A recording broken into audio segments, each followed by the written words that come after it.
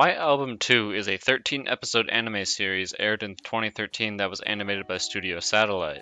Satellite is known most notably for their Log Horizon and Fairy Tail productions. White Album 2 is based on a visual novel of the same name, made by the game developer known as Leaf, that was released in 2010. It follows protagonist Haruki Kitahara as he forms a music club that includes himself and two girls whom he knows little about. Even though the title has a 2 in it, it is not a direct sequel to White Album, having none of the same characters but still occurring in the same world as its predecessor. Although White Album 2 has a decent amount of side characters, the majority of its plot points and scenes involve the three main characters, Haruki, Kazusa, and Setsuna. Haruki Kitahara is the main protagonist. He's very direct as far as his intentions and thoughts are, never tarrying when it comes to the various articulations that he emits. He's also very decisive when it comes to his views and ideals. He makes sure that everyone else knows exactly why he did or said something if they should dare question his logic. This does not mean that he is overconfident or thinks that he is incapable of fault. Haruki never places himself on a pedestal above everyone else, despite his dignified and well-formulated nature, and will always submit to the criticisms of others, no matter how rashly such criticisms are presented. His highly complacent attitude often leads to problems. Although he is generally very blunt, his desire to be humble and respected can come in the way of him expressing words that are essential to the avoidance of a conflict. This is his major character flaw. His quick manner of handling things becomes recessive when he is dealing with something that he is emotionally invested himself in, meaning that his usual persona is a bit of a facade. Setsuna Ogiso is presented as a sort of popular girl. The other characters have a difficult time holding her in a high regard because of this, since they've come to pair popularity with arrogance, which is an understandable assumption. The only character who seems to be aware of her true nature from the beginning is Haruki, most likely due to his intuitive deductions. The reason for Setsuna's high-class or gaudy appearance is not because she is a histrionic, but rather because she sees no other way by which to achieve her desire for social acceptance while utilizing her skill set at the same time. Being that I've met someone like this myself, I can confirm that it is very astounding to find that someone is not as snide as they may seem.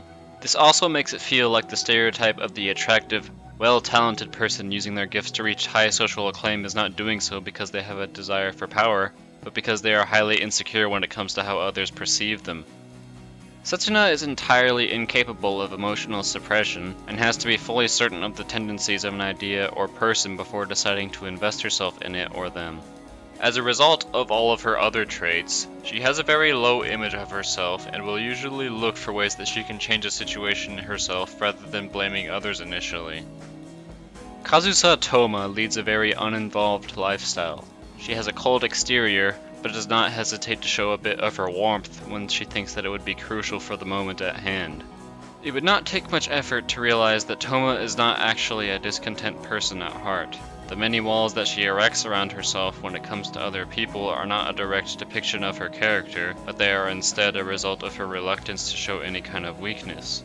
It could also be said that her arduous demeanor is due to her not wanting to appear unfortunate or needy, as if to say, "Don't waste your time on me, I don't deserve it."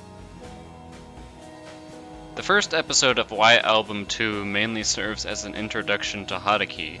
The other two main characters play no major part in this episode. The way that Haruki is depicted is done in a very specific manner. Even though this is the first that the audience sees of him, he is mostly agreeable and responsible in his actions, though the narrative is quick to show us that he is not a perfect individual. Many of the other characters find annoyance in his didactic ideology and incessant formalities. This is quite a good way of making a character likable, but also believable. At this point, I found it rather difficult to comprehend the idea that this show is based on a visual novel, because the protagonist's behavior is awfully definitive, contrary to the self-insert and generic tendency that visual novel protagonists have. At this point, Haruki is faced with a problem. He does not have enough musicians in order to perform at the school festival. Thankfully, he soon is introduced to the unhomely and vocally proficient girl named Setsuna. The way that these two begin conversing is somewhat perplexing. The oddness in their chemistry is due mainly to Haruki's highly conscious and intricate view of the world being both complementary and comparable to Setsuna's naive but informed likeness. We get a sense that Haruki's manner of speech and actions are somewhat over Setsuna's head, even though she is still able to stay involved in the conversation. It's interactions such as this one that prevent the audience from becoming bored with all the talking going on due to how engaging the characters are. Nearly every segment of conversation has meaning to it while constantly building up the relations between each individual. Once Setsuna agrees to take part in the music club, Toma's character is introduced, and she also joins the music club. The way that Haruki and Toma interact is a long shot from the way that he and Setsuna do, since Toma seems far less compassionate and careful with her words than Setsuna. During this time, it is unclear just what it is that drives Toma. She puts a great amount of effort into sounding stingy and unimpressed, but it would be a rarity for someone her age to be a nihilist.